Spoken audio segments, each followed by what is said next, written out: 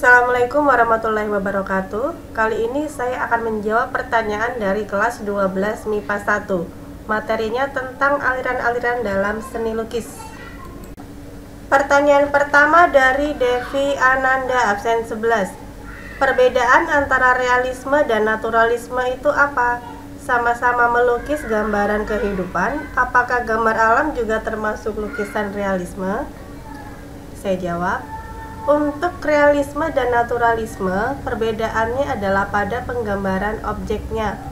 Mungkin sama-sama menggambarkan alam, tapi realisme, setting alam hanya sebagai latar belakang, tapi ada objek utamanya, ada realitas kehidupan yang dilukiskan di situ.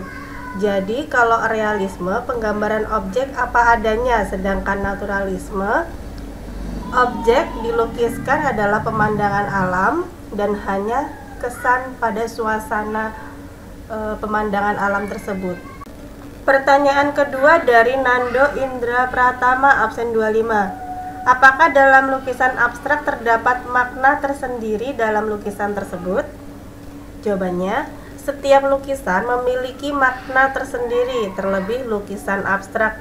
Mungkin kita tidak bisa langsung tahu apa makna dari lukisan tersebut, tapi kita bisa mengetahuinya salah satu caranya dengan mengaitkannya dengan judulnya. Atau biasanya di setiap pameran ada katalog yang menceritakan masing-masing karya. Bisa juga kita mengetahui maknanya dari ulasan kritikus. Kemudian pertanyaan dari Viera Kusuma Wardani, absen 13. Perbedaan lukisan abstrak dan impresionisme itu apa? Baik, saya jawab. Kalau lukisan abstrak seperti yang kita tahu benar-benar tidak terlihat dan tidak bisa kita identifikasi objeknya apa. Tapi kalau impresionisme, walaupun lukisannya samar tapi masih bisa kita lihat objeknya apa, wujudnya. Seperti contoh di lukisan ini, lukisan Claude Monet, judulnya Impression Sunrise. Mungkin hampir terlihat abstrak ya, tapi di situ masih kelihatan ada objek perahu dan objek matahari. Pertanyaan keempat dari Kurnia Yuliani, absen 21. Apakah yang dimaksud distorsi? Saya jawab, distorsi adalah mengubah bentuk objek pada lukisan dengan cara melebih-lebihkan suatu bagian yang terlihat menarik, yang menjadi daya tariknya atau point of interestnya. Contohnya pada lukisan karikatur, ketika kita ingin menggambar wajah seseorang, kita harus tahu kelebihan dari objek tersebut. Misalnya pada lukisan ini, lukisan Salvador Dali, beliau terkenal dengan kumisnya dan matanya, maka di gambar karikaturnya kita bisa menonjolkan pada bagian tersebut. Nomor 5, pertanyaan dari Putra Pamungkas, absen 29. Bagaimana melihat keindahan dari lukisan abstrak? Baik, saya jawab, ada dua cara dalam menilai suatu karya seni, yaitu penilaian secara subjektif dan penilaian secara objektif. Kalau menilai secara subjektif berarti berdasarkan selera penikmatnya. Misalnya, saya suka lukisan ini karena saya suka dengan pelukisnya, atau saya suka lukisan ini karena saya suka warna hijau dan kebetulan di lukisan ini ada dominan warna hijau, warna yang saya sukai. Nah, itu adalah selera. Kemudian bisa juga dengan saya suka dengan judul lukisannya, jadi saya suka dengan lukisan ini, itu berarti juga selera ya. Kemudian penilaian secara objektif berarti menilai karya dengan secara objektivitas karyanya, wujud pada keteraturan dalam elemen-elemen seni rupa atau juga unsur-unsur seni rupanya. Misalnya, saya suka lukisan ini karena komposisinya serasi dan seimbang, atau teknik pelukisannya sudah tepat, atau bisa juga warna dan gradasinya sudah cocok. Nah, lukisan yang bagus sudah pasti sudah menerapkan prinsip-prinsip seni rupa dan unsur-unsur seni rupa dengan tepat, termasuk di lukisan abstrak. Pertanyaan selanjutnya dari Calvin Astrawiraharja, absen 9. Ciri-ciri cat akrilik atau minyak yang bagus gimana?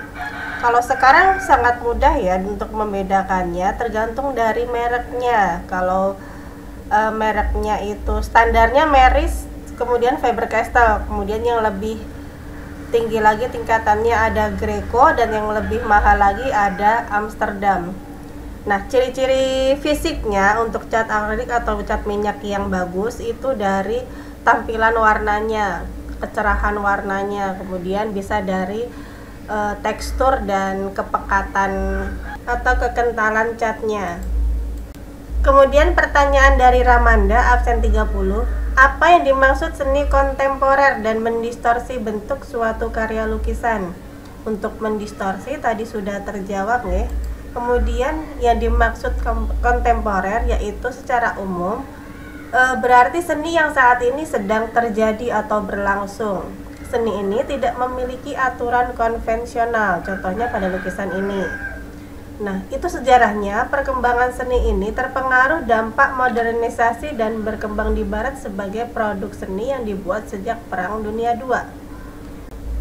Untuk saat ini, seni kontemporer memang berkembang sangat pesat dan banyak diminati oleh seniman-seniman masa kini. Kemudian pertanyaan dari Neo Agam absen 27. Lukisan romantisme tahun 1849, apakah itu merupakan lukisan paling tua? Untuk lukisan romantisme sendiri memang yang paling tua di Indonesia. Ini dibawa oleh Raden Saleh. Beliau sengaja belajar ke Belanda untuk mendapatkan ilmu dari pelukis-pelukis besar di sana, dari seniman-seniman terkenal di sana. Kemudian beliau membawa teknik tersebut, aliran tersebut ke Indonesia dan dipraktekkan pada lukisan-lukisan kerajaan. Kemudian pertanyaan dari Marta Ayu absen 22, apa yang dimaksud dengan teknik plein air atau open air pada lukisan impresionisme? Ini sekaligus menjawab pertanyaan dari Aisyah Irsyadianti absen 4, apakah lukisan impresionisme hanya bisa dibuat di luar ruangan?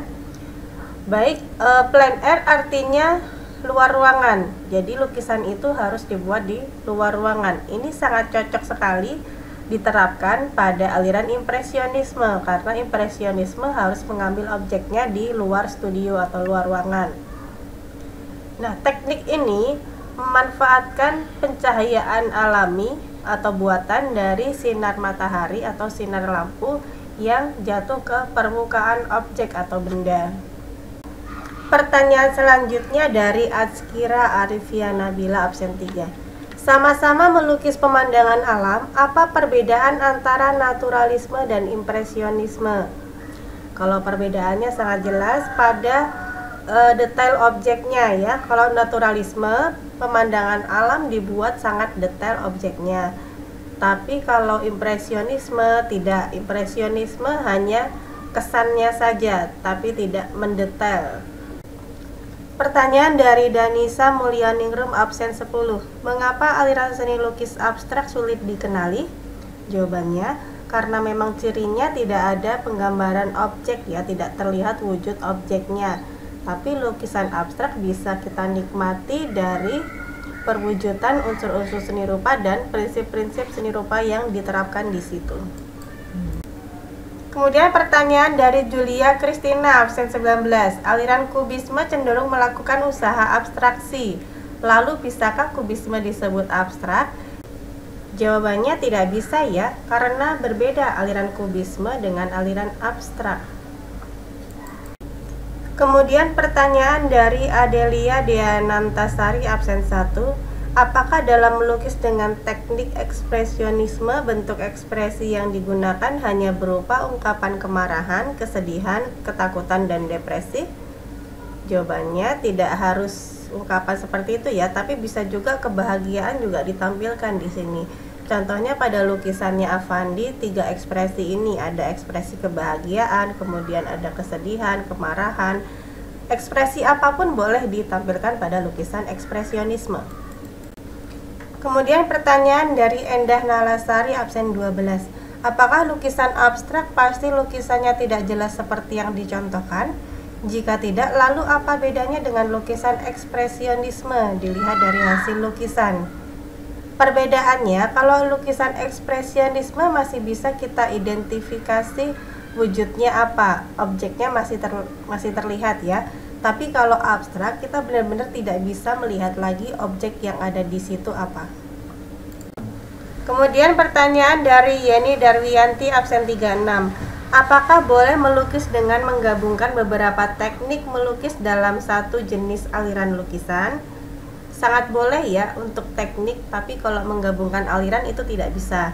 Untuk teknik, kita lihat pada contoh di lukisan ini, ada teknik pelakat dan teknik gradasi. Nah, itu bisa digabungkan, atau teknik pelakat dengan goresan ekspresif, itu juga bisa digabungkan. Kemudian pertanyaan dari Halimah Dwi absen 20. Cap-cap tangan yang biasa dibuat oleh manusia praaksara di gua itu termasuk lukisan atau bukan? Jika iya, termasuk jenis lukisan apa? Ini bukan termasuk lukisan nggih. Pertanyaan selanjutnya dari Muhammad Ulil Albab absen 24. Apakah pewarnaan pada aliran kubisme sama dengan pewarnaan pop art? Dan apakah pop art juga termasuk dalam aliran seni lukis? Jawabannya, ya, pop art termasuk ke dalam aliran seni lukis. Untuk definisinya, pop art berasal dari istilah popular culture, yaitu sebuah ungkapan untuk menggambarkan sebuah budaya yang lebih berkaitan dengan hiburan, komersil, dan sifatnya non-formal. Untuk penggambaran objek dan pewarnaannya, lebih mirip seperti desain grafis dan juga mirip seperti aliran kubisme yang berorientasi pada bidang-bidang. Lanjut pertanyaan dari Salsabila Yudit absen 31. Apakah lukisan surrealisme hanya berdasarkan imajinasi dalam mimpi?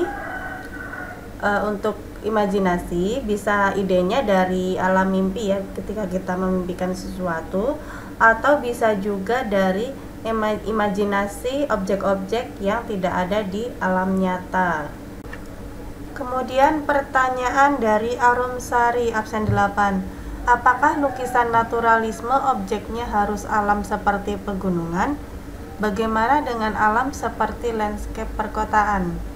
Kalau perkotaan itu jika fokusnya pada gedung-gedungnya itu disebut aliran konstruktivisme, tapi kalau pada suasana perkotaannya yang banyak lampu-lampunya itu disebut aliran impresionisme, jadi bukan naturalisme ya. Kemudian pertanyaan dari Olivia Kirani absen 28. Apakah seni yang bagus itu harus punya makna mendalam atau tidak? Jawabannya, untuk keindahan suatu karya bukan dari maknanya tapi dari visual yang nampak. Pertanyaan terakhir dari Aditya Raymond absen 2. Apakah lukisan abstrak selalu menajamkan variasi warna atau pola yang berbeda-beda? Bolehkah lukisan abstrak hanya terdiri dari warna dan pola yang sangat minimalis? Jawabannya boleh ya, asalkan di lukisan tersebut sudah memenuhi unsur dan prinsip dalam seni rupa, dan biasanya itu semua sudah diperhitungkan oleh senimannya. Baik, semua pertanyaan sudah terjawab. Semoga jawabannya memuaskan. Terima kasih atas perhatiannya. Saya tutup. Wassalamualaikum warahmatullahi wabarakatuh.